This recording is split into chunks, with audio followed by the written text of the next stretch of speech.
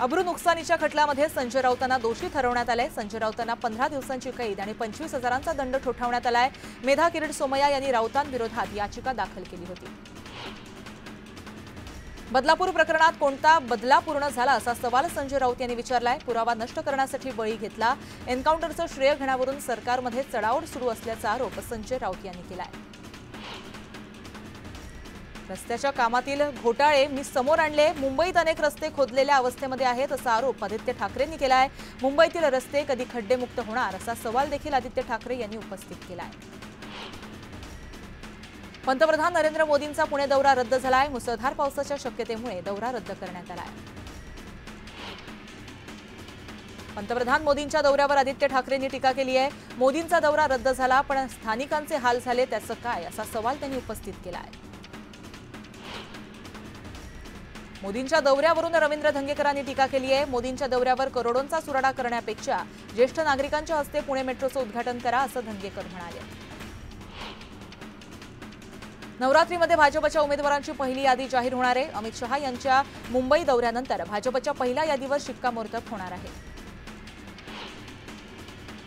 कोल्हापूर दौऱ्यात केंद्रीय गृहमंत्री अमित शहांनी भाजप नेते आणि पदाधिकाऱ्यांना कानमंत्र दिला। राष्ट्रवादी शरद पवार पक्षाचे कार्यकर्ते फोडा, त्यांना आपल्या पक्षात आणा, त्यांना त्यांचा बूथ रिकामा करा म्हणजे त्यांची ताकद संपणार असं त्यांनी कार्यकर्त्यांना सांगितलंय। केंद्रीय गृहमंत्री अमित शहा पुन्हा महाराष्ट्र दौऱ्यावर येणार आहेत। अमित शहा 1 ऑक्टोबरला मुंबई दौऱ्यावर येणार असून मुंबई, ठाणे, कोकण विभाग, विधानसभा मतदारसंघाचा आढावा घेणार आहेत। काँग्रेसनं लातूरच्या 6 विधानसभेच्या जागांवर दावा केलाय। माजी आमदार अमित देशमुख यांनी काँग्रेसच्या बैठकीमध्ये हे स्पष्ट केलं। त्यामुळे महाविकास आघाडीमध्ये वादाची ठिणगी पडण्याची शक्यता वर्तवली जाते। विधानसभा निवडणुकीचं बिगुल वाजताच सर्वच राजकीय पक्षांनी मोर्चे बांधणीला सुरुवात केली आहे। अलिबाग, मुरुड या मतदारसंघावर काँग्रेसनं दावा केलाय। प्रवीण ठाकूर यांनी अलिबाग विधानसभा निवडणूक लढवण्यासाठी मोर्चे बांधणीला सुरुवात केली आहे। शरद पवार गटाची शिवस्वराज्य यात्रा अहमदनगरमध्ये दाखल झाली। यावेळी अकोले तालुक्यामध्ये अतिशय जल्लोषाचं वातावरण पाहायला मिळालं। यावेळी आदिवासींनी पारंपरिक नृत्य, लेझीम आणि ढोल ताशांच्या गजरामध्ये पुष्पवृष्टी देखील केली आहे। मी महायुतीसोबतच लढणार, हे काय स्टॅम्प पेपरवर लिहून देऊ का असा सवाल अजित पवार यांनी उपस्थित केलाय। जागा वाटपाबाबत महायुतीत सकारात्मक चर्चा सुरू आहे। वादातल्या जागांचा प्रश्न आम्ही वरच्या पातळीवर बसून सोडवू असं देखील ते म्हणाले। 2000 साली शिवसेनेतल्या राजकारणाला कंटाळलो होतो, त्यावेळेस मी रिव्हर्स गिअर टाकला होता, मला ते राजकारण नकोसं झालं होतं असा किस्सा राज ठाकरेंनी सांगितलाय। धनगर समाजाला अनुसूचित जमातीचं प्रमाणपत्र द्यावं असं खासदार नागेश पाटील यांनी मुख्यमंत्र्यांना लिहिलेल्या पत्रामध्ये दिलंय। हे पत्र सध्या व्हायरल होतोय। यानंतर हिंगोलीतील आदिवासी समाज आक्रमक झाला, मात्र हे पत्र खोटं असल्याचं स्पष्टीकरण यावर नागेश पाटील यांनी दिलंय। जयंत पाटलांची शिवस्वराज्य यात्रा अहमदनगर जिल्ह्यामध्ये पोहोचली आहे। कोतुळ गावामध्ये निष्ठावंत जयंत नावाचे बॅनर झळकलेत। पिचड यांच्या बालेकिल्ल्यामध्ये जयंत पाटलांची ही सभा पार पडली आहे। काँग्रेस आमदार सुलभा खोडके अजित पवारांच्या राष्ट्रवादीमध्ये प्रवेश करणार असल्याची चर्चा सुरू आहे। मात्र अमरावतीमध्ये त्यांनी लावलेल्या अजित पवारांच्या बॅनरवर त्यांचा पक्ष प्रवेश जो आहे तो निश्चित झालाय। छत्रपती संभाजीनगरातील सोयगाव तालुक्यामध्ये वीज पडून 2 जनावरांचा मृत्यू झालाय। सतत कडकडणाऱ्या विजांमुळे नागरिक हे भयभीत झाले आहेत। नाशिक शहरामध्ये मुसळधार पावसाला सुरुवात झाली, त्यामुळे शहरातील सखल भागामध्ये पाणी साचायला सुरुवात झाली। तर गंगापूर धरणातून गोदावरी नदीत पाण्याचा विसर्ग सुरू करण्यात आला असून नागरिकांना सतर्कतेचा इशारा देण्यात आलाय। नाशिक जिल्ह्यामध्ये सुरू असलेल्या मुसळधार पावसामुळे धरणाच्या पाणी पातळीमध्ये वाढ झाली आहे। जिल्ह्यातील गंगापूर, दारणा, नांदूर, मध्यमेश्वर धरणातून पुन्हा पाण्याचा विसर्ग केला जातोय। दहिसर पूर्व महामार्गावर टोल नाक्याजवळील पुलाखाली गुडघाभर पाणी साचलं। गुडघाभर पाण्यातून मार्ग काढताना वाहन चालकांना मोठ्या अडचणींचा सामना करावा लागतोय। पावसाच्या दमदार हजेरीमुळे जायकवाडी धरण 100% भरलंय, त्यामुळे जायकवाडीचे दरवाजे दुसऱ्यांदा उघडण्यात आले आहेत। 18 दरवाजांमुळे 37,788 क्युसेक्सनं पाण्याचा विसर्ग सुरू आहे। सोलापूर जिल्ह्यामध्ये 2 दिवसापासून मुसळधार पाऊस सुरू आहे। पावसामुळे सीना नदीवरील बंधारे पाण्याखाली गेलेत, मात्र तरीही नागरिकांची जीवघेणी वाहतूक देखील सुरू आहे। बुलढाण्यामध्ये 2 दिवसापासून मुसळधार पावसाने हजेरी लावली, त्यामुळे काढणीला आलेली पिकं पाण्याखाली गेली आहेत, तर अनेक ठिकाणं झाडं उन्मळून पडली आहेत, त्यामुळे शेतकऱ्यांचं प्रचंड नुकसान झालंय। वाशिम जिल्ह्यातील लोणी, गणेशपूर, रिसोड या भागामध्ये जोरदार पावसाने हजेरी लावली, त्यामुळे सोयाबीन, तूर आणि कपाशी पिकांचं मोठ्या प्रमाणात नुकसान झालंय, त्यामुळे शेतकऱ्यांच्या चिंतेमध्ये भर पडली आहे। बुलढाण्यात सुरू असलेल्या मुसळधार पावसामुळे बोर्डी नदीला पूर आलाय। या पुराच्या पाण्यामध्ये अंदाज न आल्यानं तोल जाऊन 2 मुलं वाहून गेली, मात्र उपस्थित नागरिकांनी प्रसंग अवधान राखत या दोघांचा जीव वाचवलाय। छत्रपती संभाजीनगरमध्ये जोरदार पावसामुळे शाळेला जोडणारा रस्ता वाहून गेला। पूल नसल्यानं विद्यार्थ्यांना तारेवरची कसरत करून शाळा गाठावी लागते। शिक्षणासाठी विद्यार्थ्यांना जीवघेणा प्रवास करावा लागतोय। मागील काही तासांपासून कोसळणाऱ्या मुसळधार पावसामुळे जगबुडी नदीनं इशारा पातळी गाठली आहे। पाणी पातळीत वाढ झाल्यानं नदीकाठच्या गावांना सतर्कतेचा इशारा देण्यात आला आहे। रत्नागिरी जिल्ह्यातील दापोली, मंडणगड तालुक्यामध्ये पहाटेपासूनच मुसळधार पावसानं हजेरी लावली, त्यामुळे सखल भागातही पाणी साचलंय। तर पावसामुळे भात शेतीचं मोठ्या प्रमाणात नुकसान होण्याची चिन्ह निर्माण झाली आहेत। जळगाव जिल्ह्यामध्ये सुरू असलेल्या मुसळधार पावसामुळे वाघूर धरण 100% भरलंय। धरण ओव्हरफ्लो झाल्यानं धरणाचे 4 दरवाजे उघडण्यात आले आहेत। 7000 क्युसेक्स वेगानं पाण्याचा विसर्ग होत असल्यानं नदीकाठच्या गावांना सतर्कतेचा इशारा देण्यात आला आहे। रत्नागिरी जिल्ह्यातील दापोलीमध्ये जोरदार पावसानं रस्त्याची चाळण करून टाकली आहे। जागोजागी प्रचंड खड्डे पडल्यानं नागरिक कमालीनं हैराण झाले आहेत। अपघातांचं प्रमाणही यामुळे वाढलंय। मनमाड रेल्वे स्टेशनच्या ब्रिजवरील छताला गळती लागली आहे। प्रवाशांवर हातामध्ये छत्री घेऊन स्टेशनवर येण्याची वेळ आली आहे। येवल्यात झालेल्या मुसळधार पावसामुळे सखल भागामध्ये पाणी साचलं। अनेक घरांमध्ये पाणी शिरल्यानं नागरिकांचं मोठ्या प्रमाणात नुकसान झालं। नाले गटारं साफ न केल्यामुळे ही परिस्थिती उद्भवली आहे, असा आरोप जो आहे तो नागरिकांनी केलाय। अमरावतीतील चांदूर बाजार तालुक्यामध्ये मुसळधार पाऊस झाला। अनेक घरांसह किराणा दुकानामध्ये पावसाचं पाणी शिरल्यानं नागरिकांचं मोठ्या प्रमाणात नुकसान झालंय।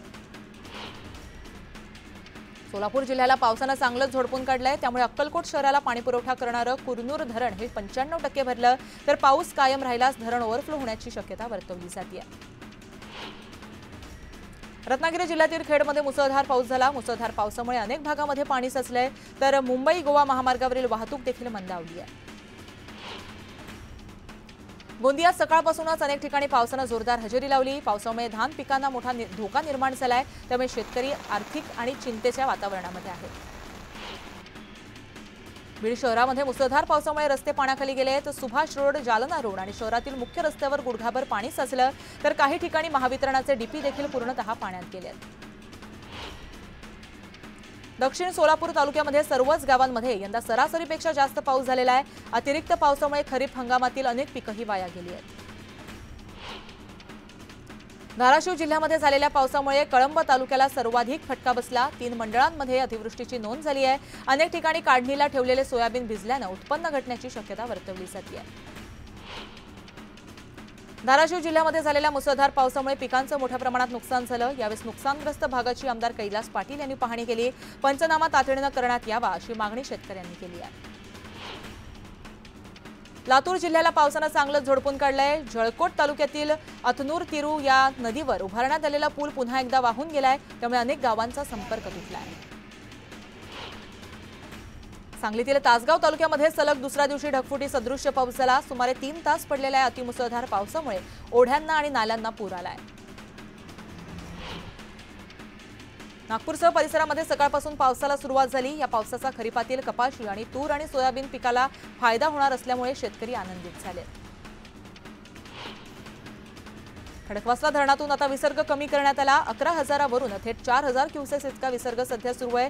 गरज पडल्यास विसर्ग कमी आणि जास्त करू अशी शक्यता असल्यामुळे सतर्कतेचा इशारा सुद्धा देण्यात आला आहे। शहापूरमध्ये परतीच्या पावसानं थैमान घातल्याचं पाहायला मिळालं। मुसळधार पावसामुळे अनेकांच्या घरामध्ये पाणी शिरल्याचं दिसून आलं। पाणी बाहेर काढण्यासाठी अनेकांना भिंतीला भगदाड पाडावं लागतंय। मुसळधार पावसामुळे जायकवाडी धरणातून पाण्याचा विसर्ग सुरू झालाय। धरणाच्या 18 दरवाज्यातून पाण्याचा विसर्ग करण्यात येतोय। मावळ तालुक्यातील सांगवडी या गावामध्ये भात पिकंही जोमात आली आहेत। चांगला पाऊस आणि भात शेतीसाठी पोषक वातावरण यामुळे शेतकऱ्यांमध्ये आनंदाचं वातावरण पाहायला मिळतंय। धनगर समाजाला आरक्षण द्यावं या मागणीसाठी अहमदनगरमधील गोदावरी नदीकाठी असलेल्या आंदोलकांनी चिठ्ठी लिहून जलसमाधी घेण्याची शक्यता वर्तवण्यात येते। मागील काही तासापासून दोन्ही आंदोलक बेपत्ता आहेत। नागपूरच्या सौंदर्यीकरणातून महिला सक्षमीकरणाचा संदेश देणारे पुतळे उभारण्यात आले आहेत। नऊवारी नेसलेली बुलेटस्वार महिला आणि अंतराळवीर महिलेचे पुतळे सर्वांचंच लक्ष वेधून घेत आहेत। नवरा माझा नवसाचा 2 चित्रपटामध्ये मंडणमधील अंधन मुलं जी आहेत ती झळकली आहेत। नवस पूर्ण करण्याच्या वेळी जी आरती केली गेली त्यामध्ये मुख्य भूमिकेमध्ये ही मुलं दिसत आहेत। मुक्ताईनगरमधील ठिय्या आंदोलनाला अखेर स्थगिती देण्यात आली। आदिवासी समाजाचं जात प्रमाणपत्र मिळायला सुरुवात झाल्यानं आंदोलन मागे घेण्यात आलं। आंदोलनकर्त्यांनी प्रशासनाचे आभार मानले। समुद्रात वादळ सदृश्य परिस्थिती निर्माण झाल्यामुळे रत्नागिरीतील मासेमारी ठप्प झाली आहे। समुद्र सुस्थितीत येण्यासाठी किमान 3 आठवड्याचा वेळ लागण्याची गरज आहे। त्यामुळे मच्छीमारांचं कोट्यावधींचं नुकसान होणार असल्याची चिन्ह निर्माण झाली आहेत। मनमाडमध्ये वाढतं लोडशेडिंग आणि वीज महावितरणाच्या मनमानी कारभाराविरोधात नागरिक हे संताप झाले आहेत। मनमाडला उभाटा पक्षानं तर सटाण्याला राष्ट्रवादीनं ठिय्या आंदोलन करत अधिकाऱ्यांना घेराव घातलाय। आरोग्य विभागानं 1116 गावांमध्ये सर्वेक्षण केलं। त्यातील 22 गावातील नागरिकांनी कीटकजन्य आजारांचा धोका वाढवलाय। या गावांमध्ये पालिकेकडून आता डासनाशक फवारणी सुरू आहे। गंगाखेडमधील गौतम नगर भागामध्ये राहणाऱ्या नागरिकांनी पीटीआर नक्कल देण्यात यावी या मागणीसाठी पालिकेसमोर ठिय्या आंदोलन केलं। आश्वासनानंतरही कारवाई न झाल्यानं नागरिक हे आक्रमक झाले। बुलढाणा जिल्ह्यातील खामगाव तालुक्यामध्ये नदी स्वच्छता अभियान राबवण्यात आलं। घाटपुरीतील बोर्डी नदीमध्ये सोडलेलं निर्माल्य काढून नदी स्वच्छ करण्यात आली आहे। यवतमाळ शहराला लागून असलेल्या जंगलामध्ये शेतकऱ्यांना पट्टेधारी वाघाचं दर्शन झालं। या वाघानं आतापर्यंत 3 गायी आणि बैलांवर हल्ला केलाय। त्यामुळे परिसरामध्ये भीतीचं वातावरण निर्माण झालंय। हिंगोलीतील कुरुंदामध्ये थकीत वेतन आणि पीएफच्या मागणीसाठी कामगारांनी टोकाई सहकार कारखान्यासमोर उपोषण सुरू केलंय। वाहतूक बिल आणि पीएफच्या मागणीसाठी कामगार उपोषणाला बसले आहेत। मुंबई अहमदाबाद मार्गावर कच्च्या तेलाची वाहतूक करणारा टँकर पलटी झाला। महामार्गावर तेलाची गळती झाल्यानं काही काळ वाहतूक कोंडीत झाल्याचं पाहायला मिळालं। वर्धाच्या करंजा तालुक्यामध्ये असलेल्या केन्हाळा या गावामध्ये गोठ्यामध्ये बांधून ठेवलेल्या वासराचा बिबट्यानं फडशा पाडलाय। या घटनेमुळे नागरिकांमध्ये भीतीचं वातावरण निर्माण झालंय। नांदगावजवळ नाशिक जळगाव मार्गावर 2 कारची समोरासमोर धडक झाल्याचं पाहायला मिळालं। यामुळे अपघात घडला। या भीषण अपघातामध्ये दोघांचा जागीच मृत्यू झालाय तर 4 जण गंभीर जखमी झाले। कोल्हापूरच्या मध्यवर्ती बस स्थानकामध्ये तरुणाची हत्या करण्यात आली। हत्या झालेल्या तरुणाचं नाव संदीप शिरगावे आहे। मात्र अद्यापही या हत्येचं कारण स्पष्ट झालेलं नाहीये। अंबरनाथमध्ये एका दुर्मिळ हरणाच्या शिकारीचा प्रयत्न झाल्याचा धक्कादायक प्रकार समोर आलाय। हरणाला 5 गोळ्या घालण्यात आल्यात। वनविभागानं हरणाला उपचारासाठी संजय गांधी राष्ट्रीय उद्यानामध्ये दाखल केलंय। अंधेरीच्या एमआयडीसी सिब्स कंपनी रस्त्यावर उघड्या चेंबरमध्ये पडून एका महिलेचा मृत्यू झाला। विमल गायकवाड असं या महिलेचं नाव आहे। पुण्यातल्या लोहगाव इथं डंपर आणि शाळेच्या बसची धडक झाली। यावेळी डंपर चालकाच्या प्रसंगावधानतेमुळे मोठा अनर्थ टळला। 14 लाखांचं मुद्रांक शुल्क वाचवण्यासाठी लग्नाचं खोटं प्रमाणपत्र सादर केल्याचा प्रकार समोर आलाय। या प्रकरणी तक्रारीवरून नागपुरामध्ये दोघांविरोधामध्ये गुन्हा दाखल करण्यात आलाय। कोल्हापूर शहरामध्ये पाण्याचं मीटर चोरणाऱ्या चोरट्यांना पोलिसांनी अटक केली आहे। त्यांच्याकडून चोरीच्या 41 गुन्ह्यांची उकल करून 1,39,000चं पितळी पाण्याचं मीटर जप्त केलंय। इतर काही बातम्या आपल्याला पाहायच्या आहेत पण आता वेळ झाली एका छोट्याशा विश्रांतीची। तुम्ही कुठेही जाऊ नका, पाहत रहा न्यूज 18 लोकमत।